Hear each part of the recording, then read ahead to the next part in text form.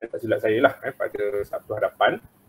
InsyaAllah pada pembentangan penuh pada minggu hadapan, saya akan bincangkan dengan tuan-tuan berkenaan dengan buku yang saya tulis ini Pengaruh Mesir terhadap Masyarakat Melayu 1906 hingga 1970, daripada Al-Imam sehingga Kebangkitan Semula Islam. Ini sebenarnya adalah kajian kedoktoran saya lah, yang saya serahkan pada 2013 yang lalu, jadi dah hampir 10 tahun dah. Dan ketika itu saya menyiapkan di sini dengan mantan penjila saya lah, iaitu Profesor Ridwan Osman, sekarang ini merupakan Net Chancellor UNICEF dulu di Jabatan Sejarah Senayan. Dan saya kira beliau adalah pakar yang yang telah membuka minda saya lah tentang Timur Tengah, yang mana selama ini kita hanya beranggapan pengaruh itu tidak kuat, tetapi beliau antara guru saya yang menyedarkan pada saya bahawa pengaruh Timur Tengah itu sangat dominan kepada orang Melayu. Bahkan kalau tak ada pengaruh Timur Tengah ini, kemungkinan bukan sahaja Islam itu tidak kita sebut sebagai mengakar dalam masyarakat, tapi juga banyak perkara dalam perkembangan kehidupan orang Melayu tidak kita katakan seolah-olah tak ada kiblat lah. Jadi Timur Tengah tu banyak memberi kiblat kepada kehidupan orang Melayu, terutama dalam aspek politik dan sosial lah, sosial politik. Jadi untuk hari ini lebih kepada mukadimah lah berkenaan dengan apa yang saya akan bentangkan nanti. Jadi kalau sebagaimana Ustaz Zulkhairi sebut tadi, kalau baca buku ini memang bagi mereka yang tak biasa memang akan jadi ubat tidur lah, kan, ngantuk dan akan mudah terlena kan, sebab agak berat jugalah bagi orang awam. Ini memang saya akui lah, buku yang saya tulis ini memang agak berat bagi orang awam dan mungkin agak syarat dengan fakta dan sebagainya, rujukan-rujukan sebagainya kan. Tapi itulah kaedah menulis sejarah. Jadi memang tak dapat tidak, kalau tuan-tuan perhatikan buku sejarah itulah syarat dengan fakta, dengan dokumen dan sebagainya kan. Tetapi itu bagi saya tidaklah mungkin satu yang agak ni, tapi bagi yang berminat mungkin tak ada halangan kan, terutama bagi fakta-fakta yang saya kongsikan dengan pembaca lah.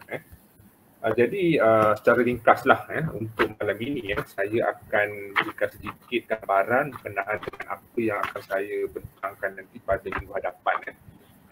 Jadi baik, pertamanya adalah berkenaan dengan topik ini, pengaruh Mesir terhadap masyarakat Melayu. Kenapa saya mulakan buku ini kali dalam sejarah, skop masa sangat penting, terutamanya permulaan kajian saya mulakan pada 1906 dan saya tamatkan pada 1970. Dia sebenarnya berkaitan dengan pengaruh yang dimainkan oleh majalah Al-Imam, majalah yang telah diterbitkan oleh beberapa tokoh yang dilabel sebagai kaum muda oleh banyak pihak, iaitu Syekh Tahir Jalaluddin, Syed Syekh Al-Hadi dan Muhammad Salim Al-Kalali, antara pengarang Al-Imam. Al-Imam ini istimewa tuan-tuan kerana dia merupakan akhbar pertama dalam bahasa Melayu yang memang menyeru kepada kebangkitan dan kesedaran orang Melayu. Dalam sejarah penerbitan akhbar dan majalah, inilah akhbar pertama dalam bahasa Melayu yang memang jelas menyeru kepada pembaca supaya apa? Supaya disebut dengan jelas sedar mereka dijajah, oleh itu kena bangkit daripada penjajahan dan kena kejar kemajuan. Itu disebut dalam Imam. Sebab itulah kalau kita perhatikan dalam Al-Imam ini memang pengaruh Mesir sangat kuat lah. Terutama apabila Al-Imam itu sendiri sangat terpengaruh dengan majalah Al-Manar yang telah diterbitkan oleh Syekh Muhammad Rashid Ridha di Mesir. Rashid Ridha bukan dia berasal pada Mesir, dia daripada Syria. Kemudian kerana di Mesir itu adalah pusat kepada kegiatan penerbitan akhbar dan majalah. Sebab kalau kita lihat di Mesir pada abad 19 saja sudah ada hampir 200 akhbar dan majalah, tuan-tuan bayangkan. Jadi ini adalah satu keadaan yang sangat menggalakkan kegiatan penerbitan dan juga perkembangan intelek lah di Mesir pada abad 19. Dan antara akhbar yang diterbitkan pada era itu adalah akhbar Al-Manar, yang dikira antara akhbar yang jelas memperjuangkan idea Islam, kembali semula kepada induk ajaran Islam sebenar, kembali kepada ajaran sebenar Al-Quran dan hadis, yang mana di Tanah Melayu sebenarnya pada era itu kaum tua yang mendominasi institusi agama apabila mereka menjawat jawatan sebagai mufti, kadi dan sebagainya. Dan mereka ni banyak mengamalkan ajaran yang bagi kaum muda ni bercanggah lah. Ini saya petik apa yang disebut oleh tokoh kaum muda yang menyatakan bahawa ajaran kaum tua ini contohnya dari segi ibadah, amalan harian, banyaklah yang tidak selari dengan apa yang bagi mereka lah, apa yang sebenar daripada Al-Quran hadis. Jadi dalam tempoh itu muncullah Al-Imam sebagai satu wadah yang berkesan dalam menyeru kebangkitan orang Melayu. Disebut dalam 2 tahun penerbitan, dalam 2-3 tahun penerbitan itu daripada 96 sampai 98, banyak artikel yang disediakan dalam majalah itu memang menyeru kepada kebangkitan bangsa Melayu. Dan tempoh itu saya anggap dan dalam kajian saya pilih sebagai permulaan kerana sebab bermula pada tempoh itu pengaruh Mesir itu sangat dominan, terutama apabila Al-Imam banyak memetik dan juga memaparkan kandungan yang asalnya diterbitkan dalam majalah Al-Manar, contohnya macam Tafsir Al-Manar dan sebagainya. Jadi ini membawa kepada pengaruh itu berkembang. Dan kemudian saya tamatkan pada tahun 1970 kerana pada tahun itu sebenarnya nak mencari satu tahun yang spesifik itu memang sukar lah. Pertama apabila kita mengkaji budaya dan sebagainya kan. Sosial politik ni memang, aspek sosial ni memang agak sukar. Tetapi tahun 70 itu dianggap sebagai penamat kepada pengaruh Mesir secara umum. Sebab apa? Sebab selepas tahun 70 pengaruh pada Mesir itu kemudian mula tersebar daripada mereka yang tidak lagi datang daripada mereka yang merupakan lulusan daripada Mesir. Sebaliknya pengaruh itu mula berkembang dan datang daripada tokoh-tokoh lulusan daripada barat ini, tidak lagi direct daripada Timur Tengah, daripada Mesir kan. Kerana pada era itu adalah era yang disebut dalam kajian-kajian sebagai era kebangkitan semula Islam. Islam itu muncul dalam bentuk yang lebih menyeluruh, di mana Islam dianggap sebagai ad-din, sebagai satu way of life, sebagai satu cara hidup kan. Itu membawa kepada perubahan lah. Walaupun tidak memang sukar untuk dikatakan tamat gitu, memang ada juga pengaruh itu masih ada, tetapi untuk sebagai sebuah kajian akademik saya tamatkan di situ kerana kalau dipanjangkan memang sukar untuk ditamatkan kajian itu terlalu luas. Dan dalam tempoh itu saya kira banyak perubahan-perubahan berlaku lah, dan pengaruh ini dalam kajian yang saya buat dan dalam buku yang saya tulis ini saya pecahkan pengaruh-pengaruh ini kepada beberapa pecahan. Yang pertama, pengaruh Mesir terhadap pemikiran politik masyarakat Melayu, yang mana dalam bahagian ini saya bincangkan bagaimana pengaruh daripada Mesir itu misalnya membawa kepada penyebaran semangat kebangsaan dalam kalangan Melayu, dan bagaimana orang Melayu misalnya menghormati negara Mesir dan pemimpin Mesir. Contoh yang saya suka sebut dan kongsikan dengan tuan-tuan adalah bagaimana orang Melayu ini kerana mereka beranggapan segala-gala daripada Timur Tengah, daripada Mesir misalnya adalah unsur-unsur yang positif dan Islamik kan. Sedangkan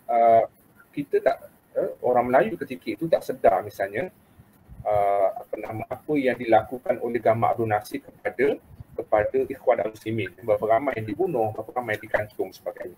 Tapi apabila Gamal Abdul Nasir meninggal pada tahun 1970, penghormatan Melayu itu sangat luar biasa kan, di mana diadakan solat jenazah gaib, diadakan majlis sambutan tahlil sebagai seluruh negara kan. Ini apa yang saya kajilah. Menunjukkan di sini orang Melayu sangat hormat kepada pemimpin Mesir. Dan itu yang saya sebut tadi itulah. Sedangkan bila kita meneliti tentang apa yang dibuat oleh Gamal Abdul Nasir itu, sebenarnya dia telah buat sesuatu yang sangat dahsyat kepada Ikhwan dan juga gerakan Islam. Tapi orang Melayu tak sedar ketika itu. Kemungkinan kerana keterbatasan maklumat dan inilah kemasukan berita dan sebagainya menyebabkan mereka tak sedar apa yang Gamal dah buat kepada Ikhwan dan umat Islam di sana kan. Itu antaranya lah. Dan juga berkaitan dengan pengaruh Mesir terhadap kesedaran sosial masyarakat Melayu. Misalnya di sini saya bincangkan tentang permintaan fatwa daripada ulama dan mufti Mesir. Orang Melayu ni begini menariknya, walaupun ketika itu adalah penghormatan mereka kepada Mesir ni kerana kedudukan Universiti Al-Azhar sebagai institusi agama yang ulung kan, di mana ketika itu ramai umat Islam mendapatkan fatwa daripada Syekh Al-Azhar dan ulama Azhar. Jadi orang Melayu juga tidak ketinggalan. Contohnya adalah misalnya saya petik ataupun saya kongsikan dengan tuan-tuan berkenaan dengan isu jilatan anjing. Ini adalah isu yang pernah berlaku di negeri Kelantan di Istana Seri Cemerlang pada awal 1930-an. Apabila ada kerabat di Raja Negeri Kelantan nak membeli anjing ketika itu kan. Jadi ketika itu timbul polemik di mana ulama tempatan menyatakan tak boleh, haram, tak boleh kerana jilatan anjing itu adalah haram kan. Jadi ketika itu timbul polemik di mana ada dijemput tokoh kaum muda Syekh Muhammad Salim Al-Khalali untuk datang. Bahkan ada satu gambar ikonik yang menunjukkan beliau bergambar dengan ahli jawatan kuasa bersama dengan seekor anjing. Dan fenomena ini adalah fenomena yang menarik dalam kalangan orang Melayu dan itu berlaku di negeri Kelantan, negeri yang dianggap sebagai Mekah kan. Dan kaum muda menyatakan bahawa pandangan mazhab lain menyatakan bahawa jilatan anjing tidak perlu disamak. Jadi sekadar dicuci dengan cara biasa kan. Jadi ini telah menimbulkan polemik. Cuma di situ ada orang Melayu segelintir dan mereka yang berpendapat dengan pandangan itu menyatakan bahawa mereka tak puas hati dengan pendapat itu. Jadi apa mereka buat? Mereka telah menghantar permohonan fatwa itu kepada ulama Azhar dan ulama Azhar telah memberikan pendapat kan. Satu lagi ada isu yang pernah berlaku di negeri Melaka. Isu ketuk-ketuk. Ketuk ni macam kita nak panggil solat tu kan, ketuk tu kan, itu. Dia ada satu alat kecil sikit, dia ada pemegang, dia macam bentuk sikit tapi dia lebih kecil kan. Itu pernah gempar di negeri Melaka pada awal 30-an juga apabila segelintir ulama menyatakan, kaum tua menyatakan bahawa ketuk-ketuk itu adalah sama macam nafus yang digunakan oleh orang Kristian untuk memanggil orang-orang datang ke gereja. Jadi isu ini juga telah menimbulkan polemik, diadakan muzakarah kan. Sehingga akhirnya isu itu dibawa kepada negeri kepada ulama Al-Azhar. Bahkan disebut dalam majalah saya lupa majalah tu dalam satu majalah itu disebut bahawa ketuk-ketuk telah dihantar ke Mesir untuk mendapat fatwa daripada ulama Azhar. Itu contohlah. Banyak lagi nanti tuan-tuan hadirin, nanti saya akan kongsikanlah. Memang masa dia memang nak bincang satu buku ni memang panjang. Yang lain adalah isu penting adalah tentang penyuburan ideal emansipasi wanita. Ini bagi saya antara sumbangan besar pengaruh pada Mesir kan. Sebab apa tuan-tuan? Sebab dalam kalangan orang Melayu, terutama pada sebelum Perang Dunia Kedua, mereka masih kuat dengan sentimen wanita itu adalah fitnah apabila mereka belajar bersama-sama lelaki akan timbulkan fitnah kan. Ini menyebabkan wanita itu dihalang daripada bekerja dan belajar.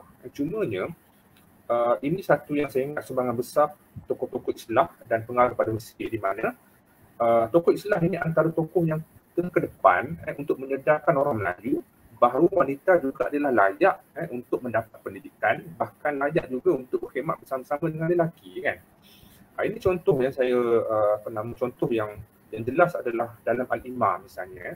Bahkan tokoh-tokoh Islam seperti Syed Syekh Al-Hadi misalnya pernah menulis beberapa novel yang jelas mengangkat ideal emansipasi wanita ataupun kebebasan wanita. Misalnya dalam Hikayat Faridah Hanum Ialah ditunjukkan wanita juga ada hak tertentu untuk bersuara, untuk belajar, untuk menyampaikan pendapat, bahkan berpolitik. Kan? Jadi saya kira ini adalah satu yang penting dan sebanyak terbesar antara yang terpenting oleh tokoh Islam dan tokoh pengaruh atau pengaruh pada Mesir, di mana mereka berperanan untuk menyedarkan orang Melayu. Dan ini kita boleh nampak pada era 20-an, 30-an sudah ramai kanak-kanak dan wanita ini diberikan peluang untuk belajar. Dan saya kira ini juga adalah berkait dapat dengan peranan tokoh kaum muda dan pengaruh pada Mesir yang tersebar melalui akhbar dan majalah yang cuba menyuruh orang Melayu supaya memberi peluang kepada kanak-kanak dan wanita ini untuk belajar. Dan kita boleh nampak trend itu. Ada data-data menunjukkan memang bertambah. Dan sikit sebanyak ini memang kita tahulah kaum muda memang antara yang terbuka tentang isu ini. Baik, nanti juga saya akan bincangkan nanti. Dan amalan wakaf, ini satu lagi. Dan bila sebut tentang wakaf, orang Melayu ni wakaf yang mereka tahu hanya wakaf tanah. Tanah untuk yang umum lah. Wakaf tanah untuk kubur ataupun untuk pelbagai kegiatan lain lah. Tetapi sebenarnya antara yang penting adalah pengaruh pada Mesir ini adalah beberapa tokoh lulusan Al-Azhar yang menyedarkan ataupun menyebarkan satu budaya wakaf. Jadi antara ulama lulusan Mesir yang agak ke depan dalam menunjukkan kepentingan wakaf adalah Syekh Junid Tola yang berasal daripada Indonesia, Sumatera, tapi kemudian menetap di Padang Rengas di Perak. Yang mana ketika dia belajar di Al-Azhar akhir 20-an, di sana beliau nampak bahawa institusi Al-Azhar ini berkembang kerana wakaf. Dan bila nampak budaya wakaf ini tidak begitu popular dalam kalangan Melayu. Sebab itulah bila dia belajar kat sana, dia telah menulis sebuah buku, kitab bernama Kitab Mengadakan Wakaf. Di mana dalam kitab ini beliau telah tunjukkan tentang sebenarnya wakaf ini mudah. Beliau tunjukkan beberapa contoh bagaimana wakaf itu boleh dilaksanakan oleh orang awam. Yang penting mereka ada harta, walaupun tak banyak pun tak apa. Contohnya mereka ada tanah, boleh wakafkan tanah. Mereka ada hasil padi, boleh wakafkan hasil padi untuk wakaf. Dan ini antara yang saya nampak pengaruh penting lulusan Azhar dan pengaruh daripada Mesir ni yang menyedar kaum Melayu bahawa wakaf itu adalah mudah, semua orang boleh berwakaf dan wakaf ini sangat membantu dalam perkembangan pendidikan. Okay, yang lain adalah berkenaan dengan pengaruh Mesir dan pendidikan. Ini yang paling menonjollah sebab kita tahu pengaruh Mesir memang terkenal sebagai pusat pembelajaran agama. Jadi sebab itulah dalam kajian saya ni memang pengaruh Mesir itu sangat kuatlah, terutama apabila Mesir menjadi destinasi kepada orang-orang Melayu untuk belajar. Bila bermula tu? Dia bermula tahun 1920-an adalah kemuncak kepada pemergian Kerajaan Melayu. Kerajaan Melayu dah pergi ke sana pada abad 19 lagi Syekh Muhammad Zain Al-Fatani adalah ulama pertama yang disebut daripada tanah Melayu yang belajar di sana. Kalau di Indonesia lebih awal lagi ini antara ulama Melayu yang awal belajar di Al-Azhar pada 1870-an gitu kan. Dan tahun 20-an pertambahan mendadak pelajar Melayu. Ini disebut dalam artikel tulisan Uli Ma'ruf dan juga ada beberapa kajian lain yang menunjukkan data bertambahnya pelajar Melayu mengikut rekod-rekod yang ada lah. Kenapa begitu? Sebab 1920-an ni tuan dan hadirin adalah era di mana ketika itu berlaku konflik di Hijaz yang menyaksikan ketika itu Ibn Saud dan Syarif Husin berperang, jadi menyebabkan keadaan tidak aman. Jadi menyebabkan ramai pelajar Melayu yang memilih Azhar di Mesir. Dan itu faktor pertama. Yang kedua adalah kerana di Mesir ketika tahun 1920-an itu adalah era perkembangan nasionalisme orang-orang Mesir yang dijajah oleh penjajah yang sama dengan tanah Melayu iaitu British. Jadi ramai terutama daripada Indonesia memilih untuk belajar di Azhar kerana mereka bukan hanya belajar ilmu agama tapi juga dapat belajar ilmu politik. Kan? Ilmu politik ketika itu berlaku revolusi Mesir 1919 asalnya menyebabkan muncul parti WAF dan beberapa parti lebih awal parti dan tokoh-tokoh yang ramai lah parti ini kan. Dan ini peluang untuk mereka belajar ilmu agama. Dan selain itu adalah kerana peningkatan harga getah membolehkan ramai ibu bapa menghantar anak belajar di Mesir lah. Dan tahun 30-an ketika krisis ekonomi berlaku, ramai yang tak mampu hantar kemudiannya. Dan pengaruh itu juga berkembang di tanah Melayu, misalnya wujudkan sistem madrasah itu memang pengaruh yang sangat kuat lah. Kerana sebelum itu di tanah Melayu sistemnya ada sistem pondok yang mengamalkan sistem halaqah, dan selepas madrasah diperkenalkan barulah sistem moden diperkenalkan. Ada subjek, ada silibus, ada guru, ada meja, kerusi, dan ada syarat masukan, ada peperiksaan kan. Dan ini kita nampak juga subjek-subjek sekular dan moden diperkenalkan sekolah. Dan ini pengaruh yang memang berasal pada Mesir lah. Itu. Dan juga pengaruh dalam kesusahaan Melayu dan sebagainya, banyak pada sastra yang ada pengaruh ini kan. Dan juga saya bincangkan juga tentang sumbangan beberapa bahasa Mesir lah dalam bidang politik dan juga dalam bidang agama. Baik, saya rasa untuk yang